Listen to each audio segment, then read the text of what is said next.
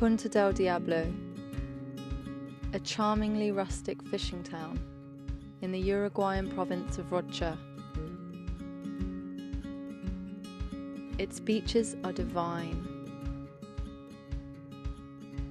its dusk skies casting platinum sand and sea, its nature still unspoilt. This is Augusto Davies, and this video tells the story of how together, in a little over 1 year, we transformed an 1,100 metre square piece of deforested virgin land into our sanctuary, allowing us the privilege of outside living, sharing our space with other nature-loving campers, all of us sleeping beneath a sky full of stars. We started the project with only the most basic of tools. And first, of course, came fire and clearing. A lot of clearing.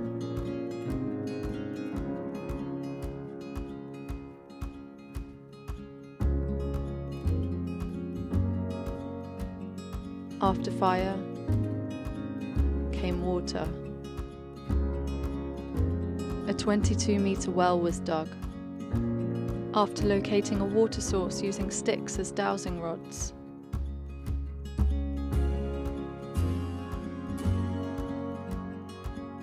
Then we were ready to move on to the land and begin building our first shelter.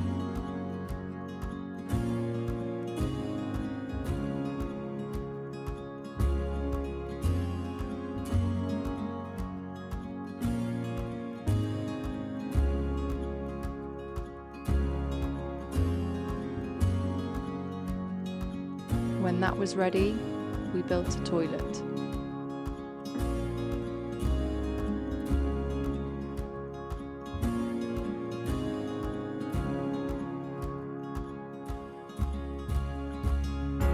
And a blessing from the skies, as a rainbow fell into our shelter. Next, we needed a temporary kitchen and dining area, with shade from the sun. And, of course, we couldn't forget the birds. Then we started building our first raised beds and planting our food. We built a nursery using an old bunk bed. And it was my job to separate the seedlings when they were big enough, and create a protective top layer using the bark of an old and rotting tree stump. Then our plants could start flourishing. At this point, our basic setup was ready, and with the land clear and the grass growing abundantly, we invited friends to join us for Christmas that year.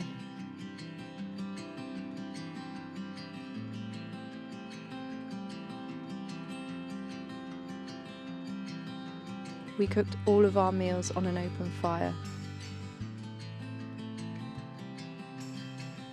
with no electricity. Our light was paraffin lanterns and candles.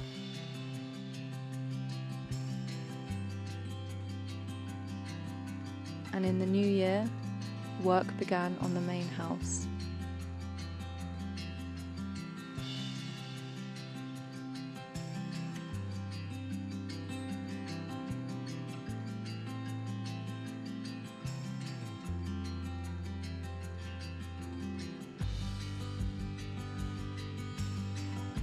A treehouse design, tall with amazing views of the woodland surrounding us. We painted the wood with a protective layer of varnish.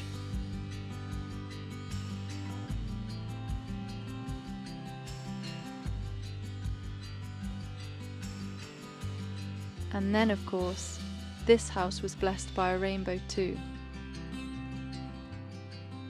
Furniture was made using leftover pieces of wood from the build, and details were created from fallen branches and trees.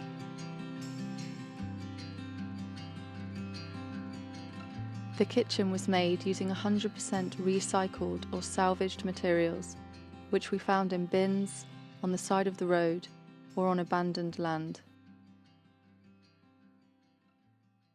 We still preferred cooking on the fire though. Our food was wholesome and nourishing.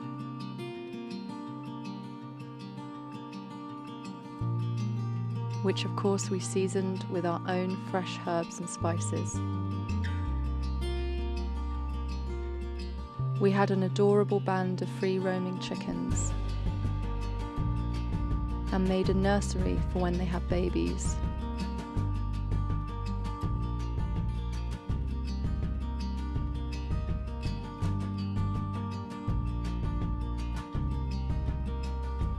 Other animals came to visit us too. Some domesticated,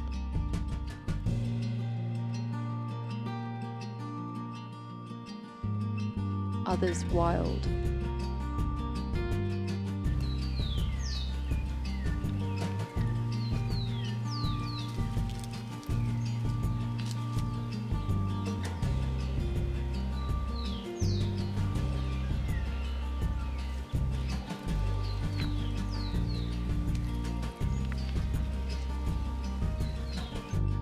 The space gave opportunity to be original. Working with what was around us, we made it up as we went along, and somehow what we needed showed up at the right time. Always. Living so close to nature touched me so deeply, and is a feeling I miss almost every single day. Some evenings we would go to the beach to watch the full moon rise over the sea.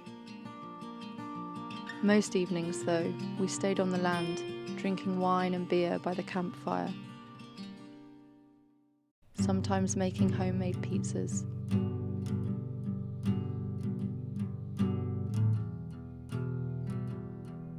Underneath skies like these.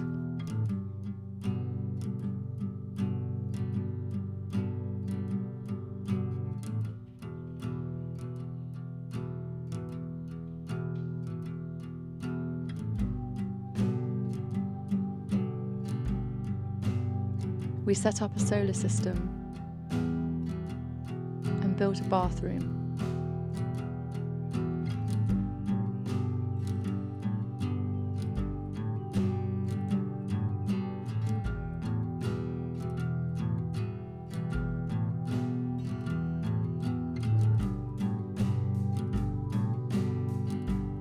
By this time, the land was a canvas of colour and a paradise for bees.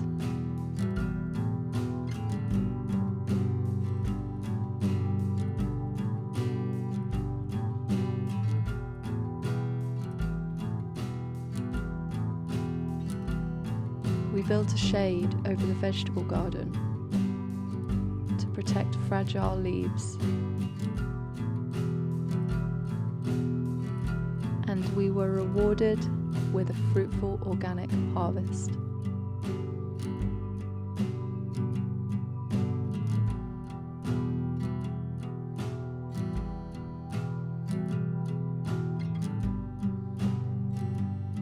We built a beautiful alfresco social and dining space, the final touch before being ready to host campers that summer.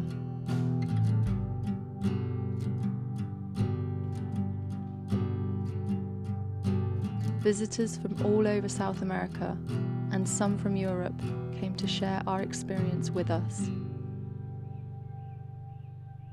It was an amazing transformation, an experience I'll never forget. How we transformed this land on the teeniest, tiniest budget that we started with, manifesting the means and the materials along the way. Only the universe can explain that.